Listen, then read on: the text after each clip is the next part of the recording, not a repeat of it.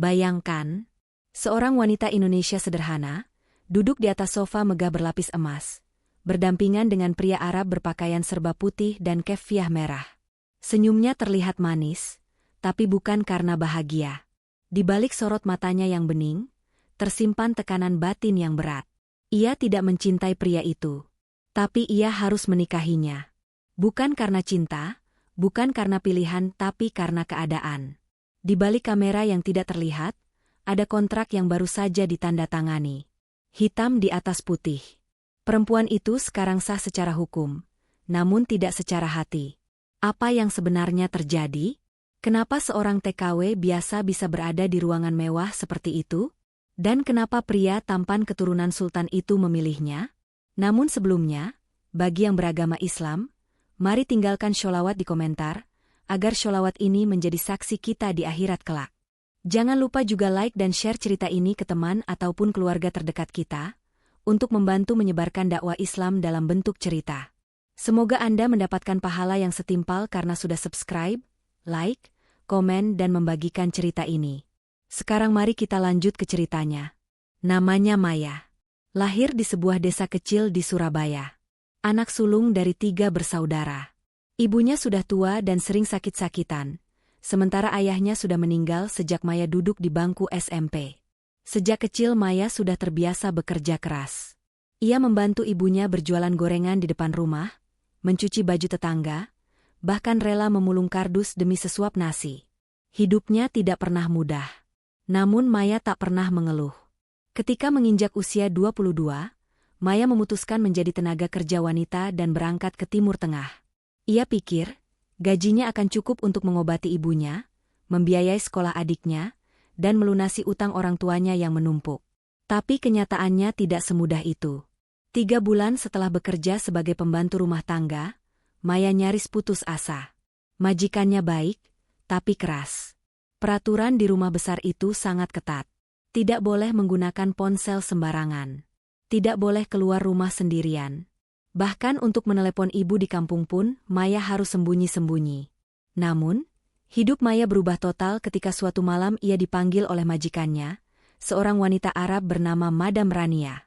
Dengan nada serius, Madam Rania berkata, "Maya, aku punya tawaran untukmu. Tapi jangan kaget, karena ini akan mengubah hidupmu." Maya menunduk, tangannya gemetar. "Apa maksudnya, Madam?" "Aku ingin kau menikah dengan adikku, Sheikh Amir." Jantung Maya seolah berhenti berdetak. Menikah dengan siapa? Sheikh Amir. Dia butuh istri. Tapi hanya untuk sementara waktu. Hanya pernikahan kontrak. Kau akan digaji besar. Keluargamu di Indonesia akan mendapat rumah, uang, bahkan biaya pengobatan ibumu. Tapi, ada syaratnya. Tidak boleh ada cinta. Maya terdiam. Mulutnya terasa keluh. Ini bukan tawaran biasa. Ini seperti menjual diri dalam bentuk yang paling halus. Namun, ketika wajah ibunya yang terbaring lemah di kasur reo terlintas di benaknya, Maya tak bisa berkata tidak. "Kenapa saya, Madam?" tanyanya lirih. Madam Rania menatap Maya dalam-dalam. "Karena kau gadis yang bersih, sederhana, tidak banyak bicara. Dan karena Amir sedang dalam tekanan. Kami butuh solusi cepat. Kau terlihat cocok. Hanya sebatas formalitas. Tak akan ada malam pertama. Tidak akan ada sentuhan." Hati Maya berkecamuk. Ia takut, tapi juga putus asa. Ia merasa hidupnya digiring ke arah yang tak pernah ia bayangkan. Tapi waktu berjalan cepat, dan keputusan harus dibuat malam itu juga. Keesokan harinya, Maya dibawa ke villa mewah milik keluarga besar Amir. Di sana, seorang kadi telah menunggu. Semuanya berlangsung cepat. Tanpa baju pengantin. Tanpa keluarga. Tanpa cinta. Maya kini resmi menjadi istri Sheikh Amir. Setidaknya di atas kertas. Setelah akad selesai, mereka berdua duduk di ruang tengah untuk sesi dokumentasi keluarga. Sofa besar dengan ornamen emas menjadi latar. Tirai tinggi menjulang. Amir duduk berhadapan dengan Maya. Wajahnya dingin. Tak ada senyum. Lihat ke kamera, dan tersenyumlah. bisik fotografer. Maya memaksa bibirnya tersenyum. Amir hanya melirik, lalu tersenyum tipis. Klik. Satu gambar berhasil diabadikan. Gambar itulah yang kini tersebar ke seluruh keluarga besar untuk menunjukkan bahwa pernikahan telah terjadi. Namun, apa yang tidak diketahui siapapun adalah Maya menangis diam-diam malam itu. Dan Amir? Ia menatap langit-langit kamar dengan tatapan kosong. Keduanya kini terikat dalam pernikahan tanpa cinta, tanpa masa lalu, dan tanpa rencana masa depan. Tapi mereka belum tahu bahwa takdir Allah sedang bekerja secara diam-diam. Maya tidak pernah menyangka bahwa dari kontrak ini, hatinya akan ikut tergadai. Dan Amir tidak pernah tahu bahwa wanita yang ia anggap hanya pelengkap formalitas, akan mengguncang seluruh isi hatinya. Babak baru telah dimulai. Dan tak ada jalan untuk kembali. Malam itu, Maya duduk sendirian di sudut kamar megah yang belum pernah ia tempati sebelumnya. Kamarnya kini dipenuhi hiasan emas, tirai tebal, dan tempat tidur besar yang tidak ia sentuh. Ia memilih tidur di lantai, bersandar di balik ranjang sambil memeluk lututnya sendiri. Dingin, hening, dan asing. Dalam diam, Maya menatap buku nikah yang baru ia tanda tangani beberapa jam lalu. Nama dirinya berdampingan dengan nama seorang pria yang bahkan belum ia kenal secara utuh. Hanya tahu dari desas-desus. Sheikh Amir, pewaris bisnis besar keluarga Al-Jabiri. Dikenal sebagai pria tertutup dan tak pernah terlihat dekat dengan wanita manapun. Tapi kini, pria itu menjadi suaminya. Suami kontrak. Di kamar lain, Amir duduk di meja kerja sambil menatap layar laptop. Tapi pikirannya berkelana. Pikirannya tidak lagi pada angka-angka, saham, atau proyek. Melainkan pada Maya. Wanita asing yang kini menjadi istrinya. Aku tak butuh drama, gumamnya lirih. Aku hanya butuh solusi dan waktu. Keesokan harinya, Maya dipanggil ke ruang kerja Amir. Untuk pertama kalinya, mereka duduk berdua tanpa pengawasan. Tak ada Madam Rania. Tak ada saksi. Hanya mereka berdua. Dan suasana canggung yang sangat tebal. Amir memulai percakapan. Kita perlu bicara soal perjanjian. Maya menunduk. Saya mendengarkan, Tuan. Jangan panggil aku Tuan. Kita sudah menikah. Meskipun hanya sementara. Maya mengangguk pelan, masih gugup. Amir menarik napas dalam. Aku akan langsung pada intinya. Ini bukan pernikahan normal. Aku tak akan menyentuhmu. Tak akan mencampuri hidup pribadimu. Tapi sebaliknya, kau juga tidak boleh mencampuri urusanku. Saya mengerti, jawab Maya singkat. Dan satu hal lagi, Amir menatap Maya dalam-dalam. Tidak boleh ada perasaan. Tidak boleh jatuh cinta. Maya mengangkat wajahnya, menatap Amir yang tampak serius dan tenang. Tapi di balik ketenangan itu, ada bekas luka yang belum sembuh. Amir menyambung, suaranya sedikit berat. Dulu aku pernah jatuh cinta. Dan itu hampir menghancurkan keluargaku. Aku tidak mau terulang lagi. Pernikahan ini hanya untuk menenangkan keluarga dan menutupi tekanan bisnis. Setelah waktu yang disepakati, kita bercerai. Kau bebas kembali ke Indonesia. Dan kau akan mendapatkan semua kompensasi seperti yang dijanjikan. Maya diam. Ada luka yang tumbuh perlahan di hatinya. Ia merasa seperti properti. Seperti boneka yang hanya dijadikan alat. Tapi ia juga sadar, ia sendiri yang memilih jalan ini. Karena keadaan. Karena keluarga. Amir menyodorkan selembar kertas. Kau boleh membaca dan menandatangani ulang perjanjian ini. Aku ingin semuanya jelas, tidak ada kesalahpahaman. Maya menerima kertas itu dengan tangan gemetar. Membacanya perlahan. Setiap kalimat seperti anak panah yang menusuk perasaannya. Tak boleh cinta, tak boleh berharap, tak boleh terlibat. Semua hanya formalitas. Ia menandatangani. Dengan air mata yang tak jatuh, tapi mendesak keluar. Hari-hari berikutnya, mereka tinggal serumah, namun tak pernah saling bicara panjang. Amir sibuk dengan urusan bisnis. Maya dibiarkan mengurus dirinya sendiri. Ia tak perlu bekerja seperti dulu, tidak perlu memasak, membersihkan rumah, atau mencuci. Tapi justru itu yang membuat hatinya kosong. Ia merasa seperti tamu. Bahkan bukan tamu yang disambut. Lebih seperti pengisi ruang kosong. Namun diam-diam, Maya tetap melakukan hal-hal kecil yang tulus. Ia membuatkan teh di pagi hari. Menyusun buku-buku Amir yang berserakan. Menyemprotkan pengharum ruangan di ruang kerja Amir. Tanpa diminta. Tanpa berharap balasan. Amir tahu. Tapi ia tak pernah mengucapkan terima kasih. Hanya diam. Kadang melirik. Kadang pura-pura tidak melihat. Suatu sore, hujan turun deras di luar jendela. Maya duduk di jendela besar villa itu, menatap langit sambil memeluk lututnya. Ia memikirkan ibunya di kampung. Apakah ibu sudah minum obat? Apakah adiknya sudah masuk sekolah dengan uang yang ia kirimkan? Tiba-tiba, Amir berdiri di belakangnya. Besok, kita akan makan malam bersama keluargaku. Kau harus ikut. Maya terkejut. Saya? Untuk apa? Sebagai istriku. Setidaknya di mata mereka. Maya menelan ludah. Ia belum siap. Ia belum punya pakaian yang pantas. Ia belum pernah bertemu keluarga besar Arab sebelumnya. Tapi ia tidak berani menolak. Malam itu, untuk pertama kalinya, Maya mengenakan gaun marun bercorak bunga. Ia membalut kepalanya dengan kerudung hijau lembut yang ia beli diam-diam dari gaji bulan pertamanya. Ketika ia keluar dari kamar, Amir menatapnya dari atas ke bawah. Matanya menyipit, seolah menilai. Tapi kemudian, ia mengangguk.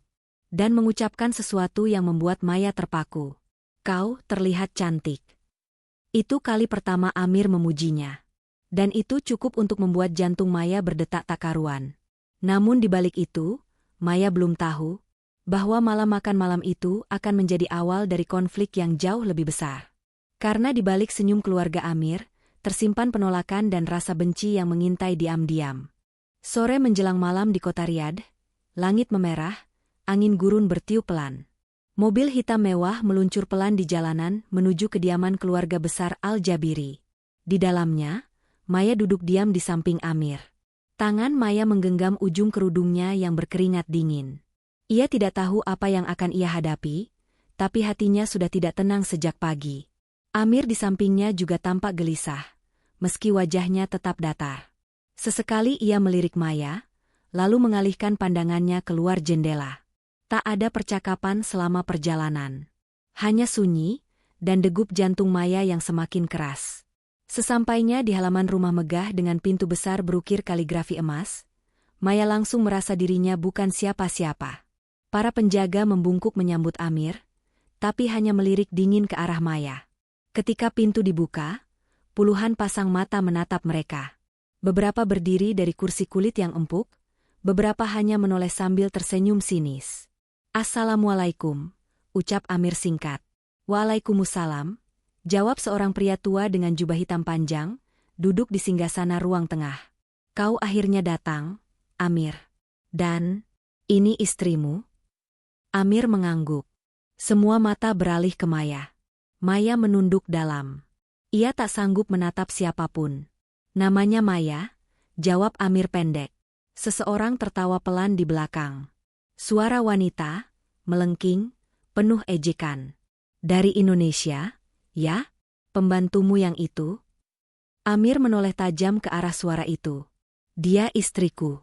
Dan tolong jaga kata-katamu. Wanita itu adalah sepupunya, Rasha, yang sejak kecil selalu ingin menjodohkan dirinya dengan Amir. Rasha tersenyum kecut. Maaf, aku hanya terkejut. Kami semua tahu kau pria berkelas. Dan sekarang menikahi wanita kampung? Kontrak, ya? Maya merasa darahnya mendidih. Tapi ia tetap diam. Matanya mulai basah, tapi ia tahan. Amir hanya berkata, kau tidak perlu tahu isi rumah tanggaku. Namun ejekan tak berhenti di situ.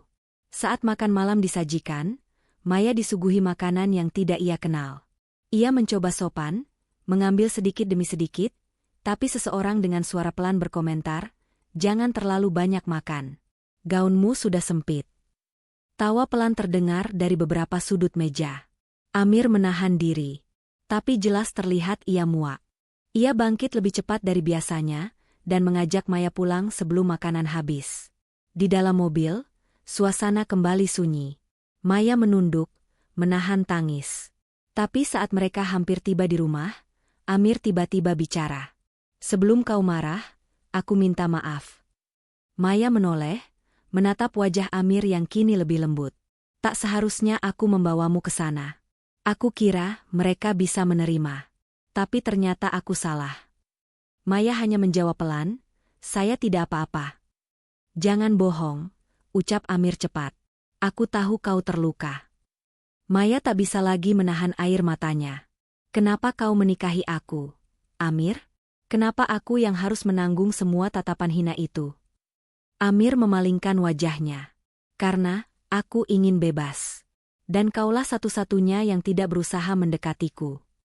Kalimat itu menusuk. Maya bukan pilihan karena layak, tapi karena tak berbahaya. Keesokan harinya, Maya tetap bersikap seperti biasa. Ia tetap menyiapkan teh pagi, menyusun kertas kerja Amir, dan membersihkan ruang tamu secara diam-diam. Ia tidak bicara banyak, tapi luka dalam hatinya membekas. Amir memperhatikan semuanya. Ia mulai sadar bahwa wanita yang ia nikahi bukan wanita lemah seperti yang orang kira. Maya tangguh. Maya sabar. Dan Maya sedang berusaha memahami cinta yang tak bisa disebutkan. Hari demi hari berlalu. Suatu malam, Amir pulang terlambat. Pakaiannya kusut. Wajahnya pucat. Maya, yang biasanya tidur lebih awal, kebetulan masih terjaga. Ia mendekat dan menawarkan air putih. Amir mengambilnya dengan tangan gemetar. "Aku pusing," katanya. Maya memegang dahinya. "Panas sekali. Kau harus istirahat." Tanpa pikir panjang, Maya menuntun Amir ke kamar, menyiapkan handuk hangat, dan menurunkan demamnya seperti ia biasa lakukan pada adiknya dulu. Ia tak peduli lagi pada aturan kontrak. Malam itu, ia hanya ingin merawat pria yang kini menjadi suaminya, meski tak pernah benar-benar memiliki hatinya. Amir membuka mata perlahan. Ia menatap Maya yang sibuk mengganti kompres di dahinya. "Kau tak perlu lakukan ini," bisiknya lemah. Maya hanya tersenyum kecil. "Saya tahu. Tapi saya mau." Di balik demam itu, Amir menangkap sesuatu yang berbeda. Sentuhan Maya tulus. Tatapannya tenang. Dan kehadirannya tak lagi terasa asing. Malam itu, untuk pertama kalinya sejak mereka menikah, Amir tertidur dengan tenang. Tapi Maya justru terjaga semalaman. Ia sadar hatinya mulai bergerak. Dan itu adalah hal paling berbahaya dalam pernikahan kontrak mereka. Karena ketika cinta tumbuh, segalanya bisa hancur tanpa peringatan. Sejak malam itu, suasana di villa perlahan berubah. Tak ada pengakuan apapun dari Amir, tak ada ucapan terima kasih secara langsung, namun sikapnya mulai berbeda. Ia tak lagi terlalu dingin. Tatapannya tak lagi menghindar. Dan yang paling mencolok, ia mulai memperhatikan hal-hal kecil yang dilakukan Maya. Ketika Maya menyajikan teh pagi, Amir tak lagi diam, melainkan menatapnya sebentar dan mengangguk pelan. Ketika Maya membersihkan meja kerja Amir, ia tak lagi pergi meninggalkannya, tapi malah duduk diam memperhatikannya bekerja. Kadang, mereka hanya saling diam. Tapi keheningan itu kini terasa nyaman. Tidak canggung. Tidak penuh tekanan. Di tengah hubungan yang tak punya arah dan tak punya fondasi cinta, tumbuhlah sesuatu yang tak bisa dijelaskan. Maya tahu ini berbahaya, karena semua masih berada dalam bingkai kontrak. Tapi hatinya tak bisa bohong. Suatu hari, hujan turun lagi. Bukan gerimis, tapi hujan deras disertai angin. Maya duduk di dekat jendela besar di ruang tamu, menyulam kerudung yang sobek. Ia menatap langit sambil memikirkan rumahnya di kampung. Di saat seperti itu, tiba-tiba terdengar langkah kaki mendekat. "Amir." Ia membawa 2 gelas coklat hangat. "Untukmu," katanya singkat. Maya terkejut. Ini kali pertama Amir membuatkan minuman untuknya. "Terima kasih," jawab Maya pelan. Mereka duduk berdua, di depan jendela, menatap hujan. Lama tak bicara, hanya memandangi jalan basah dan suara rintik yang membentuk irama tenang. Amir membuka suara lebih dulu. "Dulu, aku suka hujan. Tapi setelah ibuku meninggal saat badai besar, aku jadi membencinya." Maya menoleh perlahan. Ia tak menyangka Amir mau membuka hal seperti itu. Ayahku sibuk dengan bisnis. Ibu sering sendiri. Malam itu, dia jatuh sakit. Dan aku terlambat pulang. Sejak saat itu, aku tak pernah bisa berdamai dengan hujan. Maya mendengarkan dalam diam. Tak berani menyela. Aku jadi dingin karena itu. Karena aku merasa, tak ada yang bisa benar-benar tinggal. Semua pergi. Semua hilang. Maya mengangguk kecil. Tapi, aku tidak akan pergi, Amir. Tidak selama kau mengizinkan aku tinggal. Amir menatap Maya. Lama. Dalam. Seakan sedang menimbang, antara percaya atau menolak. Tapi tiba-tiba suara dering telepon memecah keheningan. Amir berdiri, menjawabnya. Dari kejauhan, Maya mendengar nada suara Amir mulai meninggi. Aku bilang jangan ganggu aku soal itu lagi. Aku sudah menikah, dan tidak akan membatalkan hanya karena kau ingin balas dendam. Maya menunduk. Ia tak tahu siapa yang menelpon, tapi jelas suara Amir terdengar marah. Setelah menutup telepon, Amir terlihat sangat terganggu. Kau ingin tahu siapa itu? Tanyanya lirih. Maya menggeleng. Tidak perlu. Itu urusanmu. Tapi kau harus tahu, Maya. Dulu, aku pernah dijodohkan. Perempuan itu meninggalkanku demi pria lain. Dan sekarang, keluarganya ingin aku menikahi adiknya. Mereka pikir aku bisa ditekan. Tapi aku sudah muak. Maya hanya bisa menghela napas. Dalam hati, ia semakin menyadari bahwa luka di hati Amir sangat dalam. Dan ia pun kini berada di tengah pusaran luka itu, tanpa tahu apakah dirinya hanya pelarian atau penyembuh. Beberapa hari kemudian, Amir jatuh sakit lagi. Kali ini lebih parah. Ia demam tinggi dan menggigil. Dokter keluarga datang, memberi obat, tapi tetap tak ada perbaikan selama 2 hari. Maya panik. Ia terus berjaga di samping tempat tidur Amir, mengganti kompres, memijit pundaknya, membacakan ayat-ayat pendek, dan berdoa dalam hati sambil menahan tangis. Ya Allah, dia memang bukan siapa-siapa. Tapi jika Engkau berikan rasa ini di hatiku, tolong sembuhkan dia. Ketika fajar menyingsing, Amir membuka mata perlahan. Tatapannya kabur, tapi ia melihat Maya yang masih duduk di lantai, kepalanya bersandar di tepi ranjang, tertidur karena kelelahan. Perlahan, Amir mengangkat tangannya dan menyentuh rambut Maya yang sedikit keluar dari kerudungnya. Sentuhan lembut. Tapi cepat ia tarik kembali. Ia tersenyum kecil. Kenapa kau seperti ini, Maya? Di momen itu, hati Amir goyah. Ia sadar bahwa Maya bukan sekadar istri kontrak. Ia bukan sekadar solusi sesaat. Maya mulai merasuki hidupnya. Maya terbangun dengan kaget. Amir sudah duduk di tempat tidur, meski masih lemah. Kau harus istirahat juga, katanya pelan. Saya tidak bisa istirahat kalau kau masih sakit, jawab Maya sambil tersenyum. Mereka saling menatap. Ada jeda. Ada sesuatu yang belum diucapkan. Tapi sebelum satu pun kata terucap, telepon Amir kembali berdering. Kali ini dari sang ayah. Dan percakapan itu akan mengubah segalanya. Suara dering telepon itu menghantam udara pagi yang masih sunyi. Amir menatap layar ponsel dengan tatapan datar, tapi Maya bisa merasakan ketegangan yang tiba-tiba membungkus tubuh pria itu. Abi, gumam Amir pelan. Ia berdiri, berjalan ke balkon kamar, dan mengangkat telepon dengan nada hormat namun kaku. Sementara Maya tetap di dalam, menatap pintu kaca yang tertutup. Wajah Amir tidak terlihat jelas dari balik tirai tipis, tapi gerakan tubuhnya gelisah, seperti orang yang sedang memikul beban yang berat. Tak sampai 5 menit, Amir kembali masuk. Tapi kali ini wajahnya berubah. Matanya tajam, bibirnya menegang, dan langkahnya terasa berat. Kita harus ke rumah ayah sore ini, ucapnya tanpa menatap Maya. Maya hanya mengangguk. Ada apa? Amir menghela napas panjang. Mereka ingin bertemu denganmu. Lagi. Dan benar saja. Sore itu, untuk kedua kalinya, Maya harus berhadapan dengan keluarga besar Al-Jabiri. Tapi kali ini jauh lebih menegangkan. Bukan sekadar makan malam. Tapi seperti diinterogasi. Apa tujuanmu menikahi anak kami? Tanya ayah Amir dingin. Saya tidak punya tujuan, Said. Hanya menjalani apa yang ditakdirkan, jawab Maya pelan. Jangan bersilat lidah. Kami tahu pernikahan ini tidak atas dasar cinta. Jadi berhenti berpura-pura. Maya menunduk. Tak berani membantah. Rasya menyela, seharusnya kau tahu diri. Jika kau mencintai Amir, kau harus pergi. Kata-kata itu menghantam Maya seperti batu besar. Pergi? Padahal justru sekarang, hatinya mulai terikat. Maya merasa dikhianati.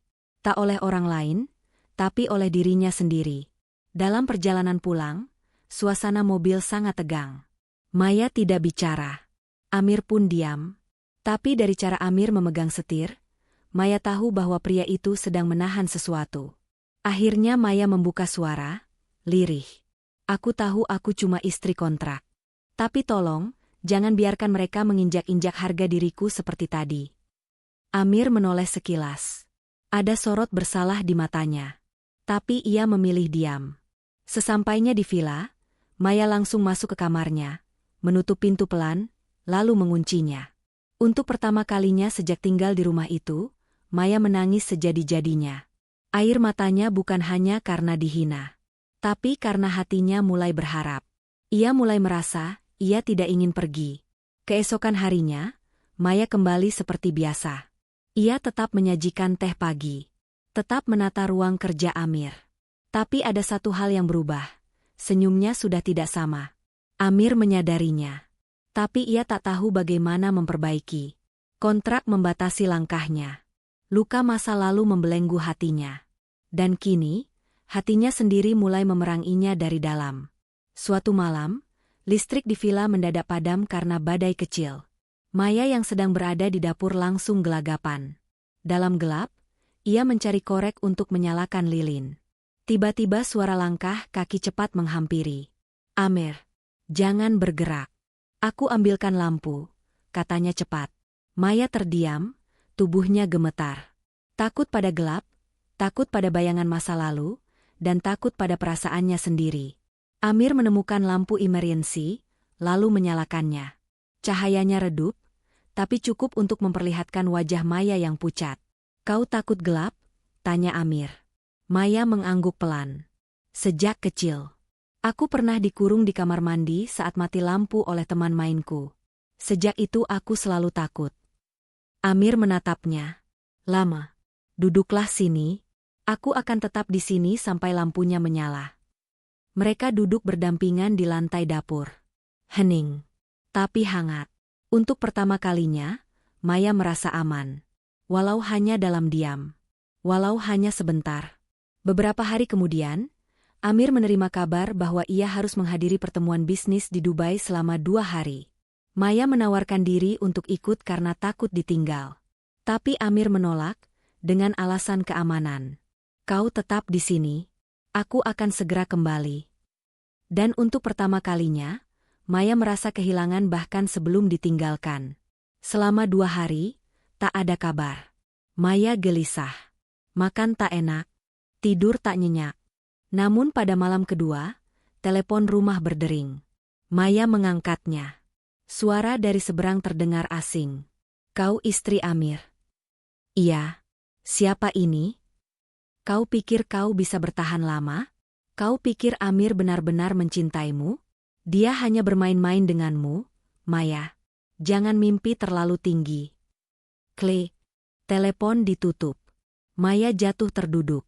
Lututnya lemas. Jantungnya berdetak tak menentu. Seluruh keyakinan yang selama ini ia coba tanamkan, runtuh. Cinta yang ia peluk erat, mulai terasa seperti racun. Namun di tengah keguncangan itu, suara mobil terdengar di luar villa. Amir pulang. Tapi malam ini, bukan hanya membawa tubuhnya. Ia membawa sesuatu yang akan mengguncang Maya lebih dalam. Sebuah kota kecil, dan selembar surat dari masa lalu. Dan dari sanalah, sebuah rahasia besar akan terbuka. Malam itu, suasana villa dipenuhi ketegangan yang tak terlihat, tapi terasa menusuk ke dalam dada. Langkah Amir terdengar pelan di lorong rumah. Maya berdiri di ruang tamu, diam tanpa suara, masih terpukul oleh telepon misterius yang baru saja mengacaukan perasaannya. Amir membuka pintu dengan tubuh sedikit lelah. Di tangannya ada koper kecil, dan sebuah kotak kayu berukir, tampak usang dan rapuh. Maya menatap benda itu dengan kening berkerut. Tanpa sepatah kata pun, Amir meletakkan kotak itu di meja dan duduk di sofa. Ia menatap Maya yang berdiri mematung di ujung ruangan. "Kita harus bicara," ucap Amir lirih. Maya menatapnya tanpa ekspresi. "Apa ini?" "Warisan dari masa lalu. Dan ternyata, kamu ada di dalamnya." Jantung Maya langsung berdegup lebih cepat. Ia perlahan mendekat. Amir membuka kotak itu dengan hati-hati. Di dalamnya terdapat sebuah foto tua, amplop kekuningan, dan sebuah surat tulisan tangan dengan tinta yang mulai pudar. Amir mengambil surat itu dan mulai membaca dengan suara lirih namun jelas. "Untuk siapapun yang menemukan surat ini, jika kelak anak perempuan dari Sahid Sumarwan datang ke negeri ini, tolong jaga dia. Ia adalah anak dari sahabatku yang pernah menyelamatkan nyawaku di gurun tandus. Jika aku tak sempat membalasnya, maka lindungi anaknya seperti aku melindungi hartaku sendiri. Syaif Abdul Jabiri." Maya menutup mulutnya. Matanya membelalak. Ia gemetar. "Sahid Sumarwan itu nama ayah saya?" Amir mengangguk. "Ayahmu pernah menyelamatkan nyawa kakekku. Saat beliau tersesat di padang pasir dalam misi dagang, ayahmu, yang saat itu jadi tenaga kerja di Qatar, menolongnya. Memberinya air. Memberinya selimut. Lalu mengantarnya ke klinik." Maya perlahan duduk. Tubuhnya lemas. "Kakekku ingin membalas jasa itu. Tapi saat beliau wafat, surat ini tak sempat dikirim. Dan kini surat ini jatuh ke tanganku. Secara tak sengaja." Maya hanya bisa menangis. Bukan karena sedih, tapi karena hatinya tak bisa memahami bagaimana Allah menggiringnya kembali pada jalur takdir yang penuh liku ini. Ia datang ke negeri ini sebagai pembantu, menjadi istri kontrak. Lalu ternyata, ia adalah anak dari orang yang pernah berjasa besar bagi keluarga ini. Amir mendekat, duduk di samping Maya. "Awalnya, aku hanya memilihmu karena aku tahu kau tak punya ambisi. Tapi saat kutemukan surat ini, aku sadar. Ini bukan sekadar kontrak. Ini takdir." Maya menatap Amir dengan mata merah. "Lalu apa artinya ini semua sekarang, Amir?" Amir terdiam sejenak. "Aku tidak tahu." Jawaban itu membuat hati Maya terasa diremas. Ia berharap Amir mengatakan lebih dari itu. Bahwa cinta mulai tumbuh. Bahwa dia ingin mempertahankan pernikahan ini. Tapi Amir masih terbelenggu oleh ketakutannya sendiri. Beberapa hari berlalu setelah malam itu. Maya tak banyak bicara. Ia mulai menjaga jarak. Ia takut terlalu berharap. Ia takut perasaannya hanya bertepuk sebelah tangan. Amir pun kembali sibuk. Lebih sering mengurung diri di ruang kerjanya. Tapi Maya tahu, pria itu sedang berperang dengan batinnya sendiri. Sampai suatu malam, saat Maya selesai salat, ia menemukan secari kertas terselip di bawah pintu kamarnya. "Maya, jika semua ini terjadi karena takdir, maka maafkan aku yang terlalu lambat menyadarinya. Tapi ada hal yang harus kau tahu. Aku akan pergi ke Jeddah besok, menghadiri sidang keluarga. Mereka ingin aku membatalkan pernikahan kita. Dan jika aku menolak, aku akan dicoret dari warisan dan bisnis keluarga. Jika aku pulang, berarti aku memilihmu." Surat itu membuat tubuh Maya lemas. Ia terduduk. Air matanya mengalir tanpa suara. Ini bukan lagi soal cinta. Ini soal pertaruhan hidup. Dan hatinya kini bergantung pada keputusan pria yang dulu bahkan tidak ia kenal. Keesokan harinya, Amir berangkat ke Jeddah. Tanpa pamit secara langsung. Dan Maya hanya bisa menatap mobil itu menghilang dari gerbang villa. Dengan dada penuh sesak. Dengan hati yang kini menggantung di antara harapan dan kehancuran. 3 hari berlalu. Tak ada kabar. Tak ada pesan. Tak ada telepon. Maya mulai tak sanggup menunggu. Tapi ia juga tak berani bertanya. Sampai akhirnya, malam keempat, villa itu dipenuhi suara mobil. Pintu terbuka. Amir muncul di ambang pintu. Dengan wajah yang berbeda. Dengan langkah yang mantap. Dan di tangannya, bukan koper, bukan surat, tapi sebatang bunga mawar putih yang layu. Senyumnya kecil. "Maaf, aku pulang telat. Tapi aku tidak menyerah." Dan di saat itu, Maya tahu, cinta yang dulu tak boleh ada, kini mulai ditanamkan Allah dalam tanah yang tak disangka-sangka. Tapi, apa artinya semua ini jika kontrak masih mengikat? Apakah cinta ini akan tumbuh? Atau justru layu seperti mawar putih di tangannya? Pagi itu, villa terasa berbeda. Udara lebih segar, dan sinar matahari menyusup pelan melalui sela-sela tirai. Maya membuka jendela, menatap taman kecil yang basah oleh embun. Samar-samar ia masih mengingat malam sebelumnya, saat Amir kembali dengan bunga mawar putih yang hampir layu di tangan, dan satu kalimat yang begitu sederhana namun menghentak seluruh isi dadanya. Aku tidak menyerah. Sejak malam itu, Amir berubah. Tidak drastis, tapi cukup terasa. Ia mulai duduk bersama Maya saat sarapan. Kadang diam, kadang saling bertanya ringan. Ia pulang lebih awal. Bahkan mulai membawa oleh-oleh kecil dari perjalanan bisnisnya. Ia menyebut nama Maya lebih sering. Dan yang paling membuat dada Maya bergetar. Amir mulai memanggilnya dengan lembut, bukan sekadar, kau. Tapi Maya tahu, tak ada yang benar-benar pasti dalam hidupnya. Karena kontrak itu, masih ada. Dan tak ada satupun dari mereka yang berani membahasnya. Suatu sore, mereka duduk di halaman belakang villa. Maya sedang menyiram tanaman, sementara Amir duduk membaca koran.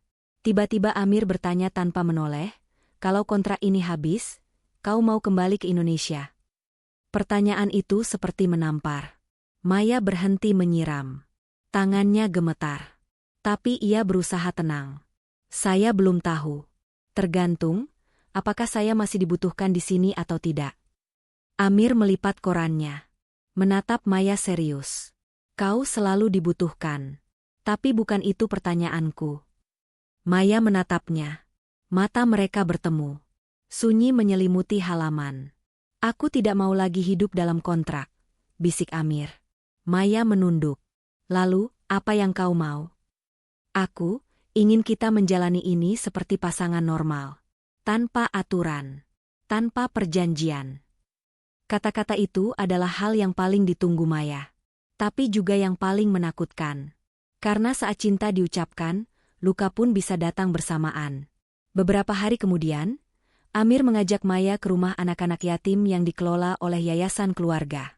Di sana, untuk pertama kalinya, Maya melihat sisi lain dari Amir. Sosok yang ramah, murah senyum, dan sangat peduli pada anak-anak.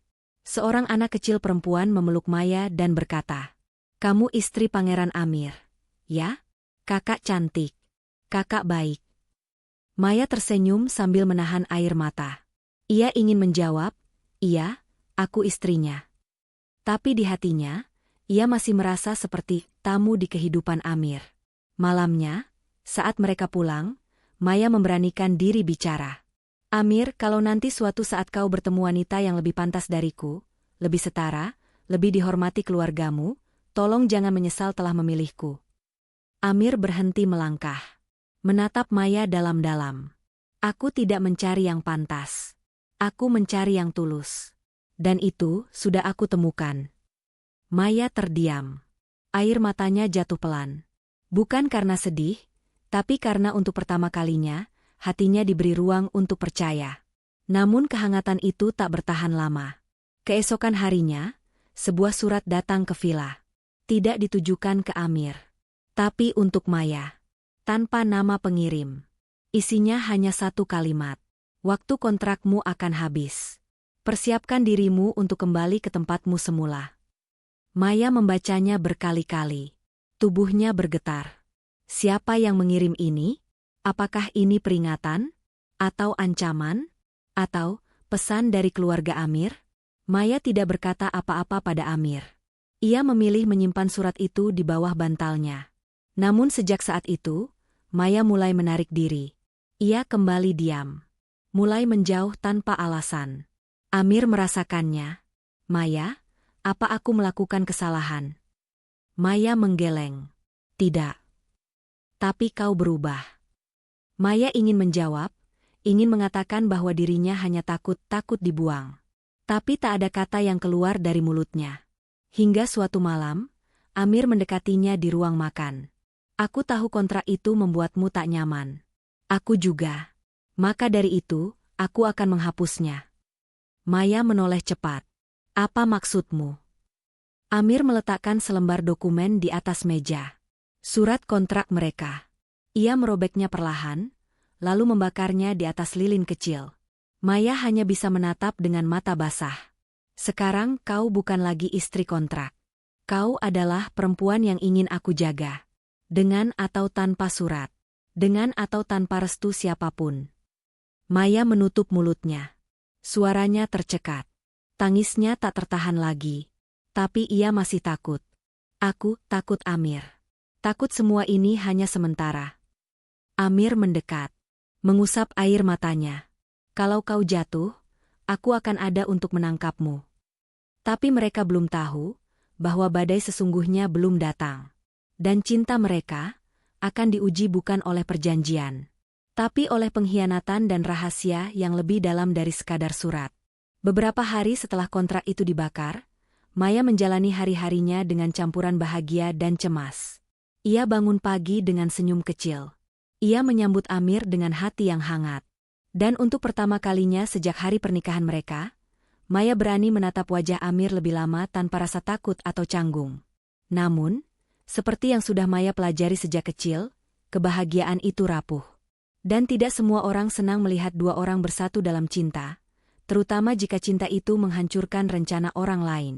Siang itu, Amir menerima panggilan dari bibinya, adik dari mendiang ibunya, yang tinggal di Madinah. Amir, aku perlu bicara langsung. Datanglah hari ini juga. Jangan ajak siapa-siapa. Nada suara wanita itu terdengar berat dan serius. Amir tak bisa menolak. Sore itu, Amir berangkat seorang diri.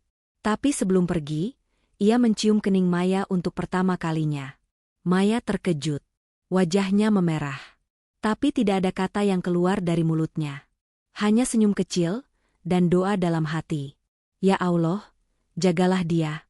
Lindungi cinta yang mulai tumbuh ini.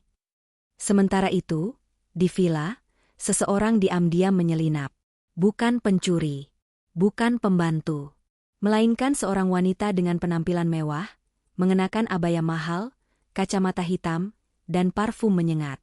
Ia menyamar sebagai petugas kebersihan dari pihak luar. Dan tanpa sepengetahuan siapapun, ia masuk ke ruang kerja Amir, lalu menyelinap ke kamar Maya. Di sana, ia menyebar dokumen, bukti, foto-foto, dan selembar surat, yang isinya adalah tuduhan. Tentang Maya. Tentang ayahnya. Dan tentang masa lalu yang selama ini tak diketahui siapapun. Ketika Maya masuk ke kamar malam harinya, ia menemukan tumpukan kertas itu di atas tempat tidurnya. Awalnya ia bingung. Tapi saat membaca, lututnya langsung lemas. Ayahmu bukan penyelamat. Ia justru pernah dituduh menggelapkan uang keluarga Amir puluhan tahun lalu. Dia melarikan diri ke Indonesia setelah hampir ditangkap. Kau, anak dari seorang penipu. Maya gemetar. Tangannya bergetar hebat. Matanya mengalirkan air mata tanpa bisa dikontrol. Ayahku, tidak mungkin. Di antara tumpukan itu, ada juga foto-foto lama. Salah satunya foto hitam putih ayahnya saat muda, berdiri bersama seseorang yang wajahnya disensor. Di balik foto, ada catatan kecil bertinta emas.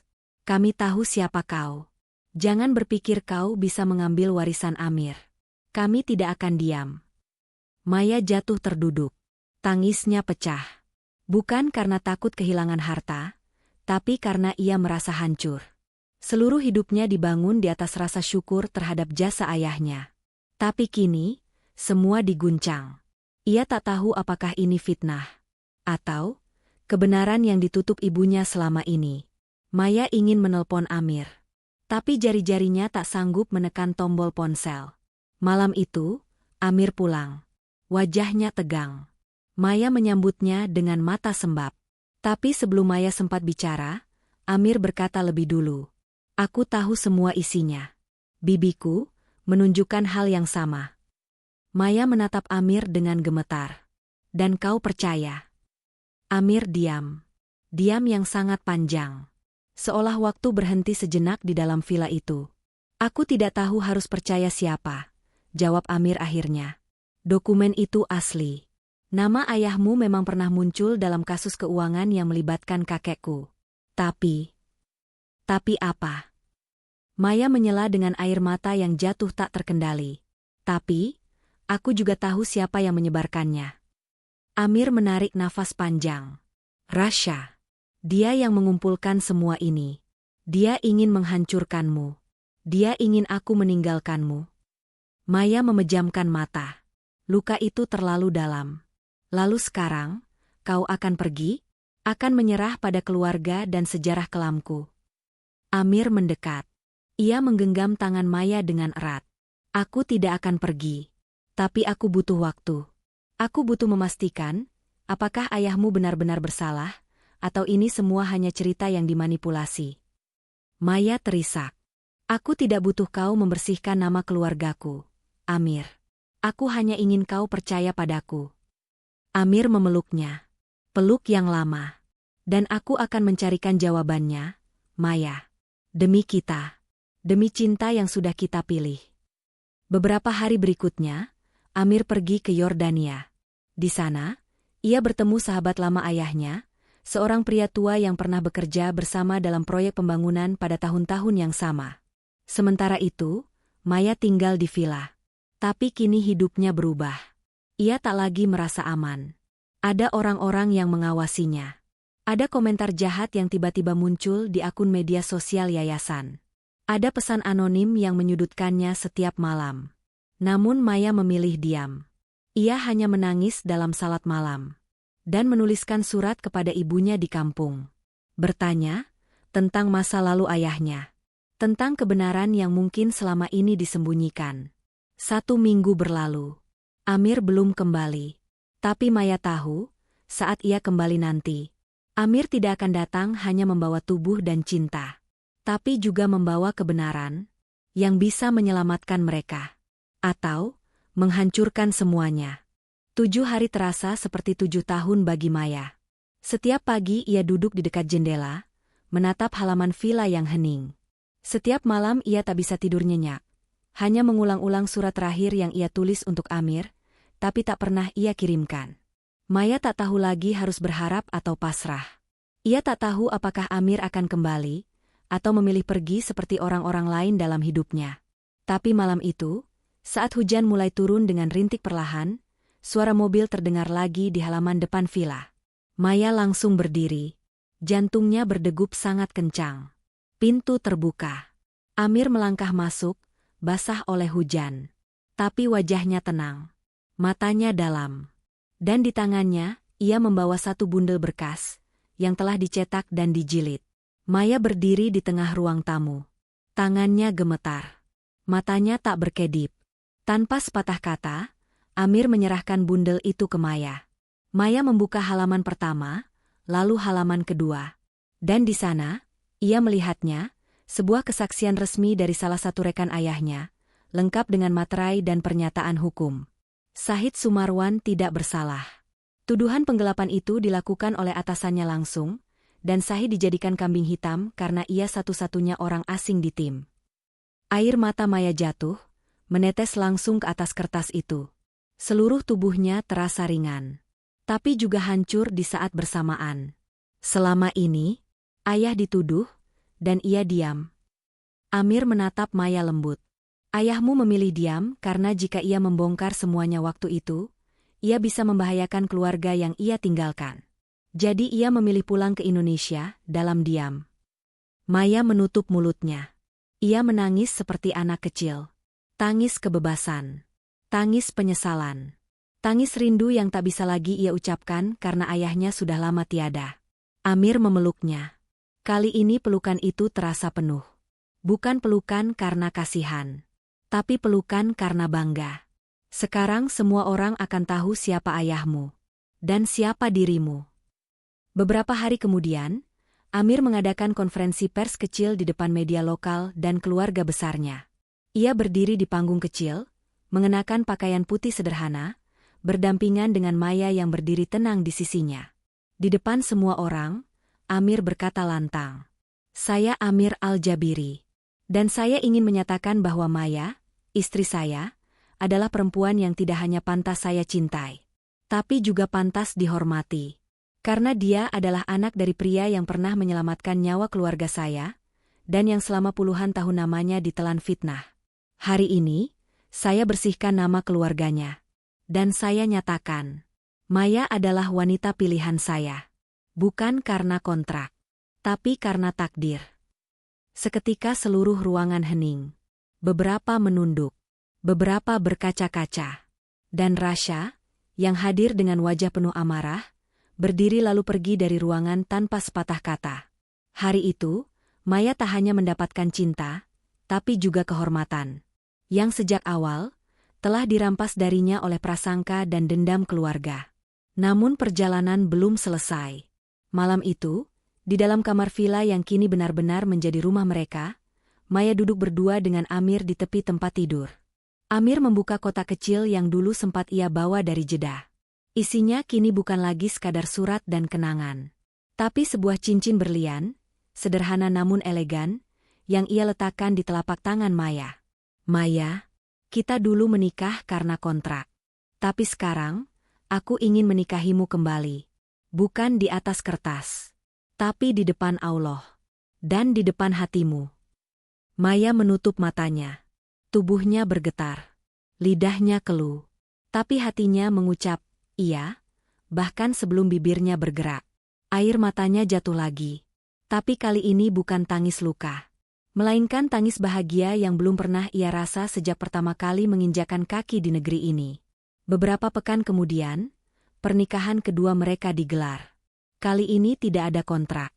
Tidak ada tekanan. Hanya keluarga yang menerima. Anak-anak yatim yang mendoakan. Dan saksi-saksi yang tersenyum tulus. Maya mengenakan gaun putih sederhana, dengan selendang lembut yang melambai tertiup angin padang pasir.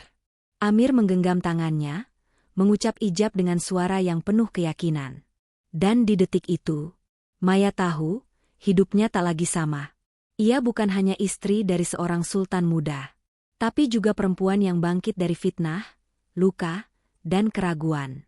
Dan berhasil mengubah pernikahan kontrak menjadi ikatan cinta yang abadi. Namun kisah mereka belum sepenuhnya usai.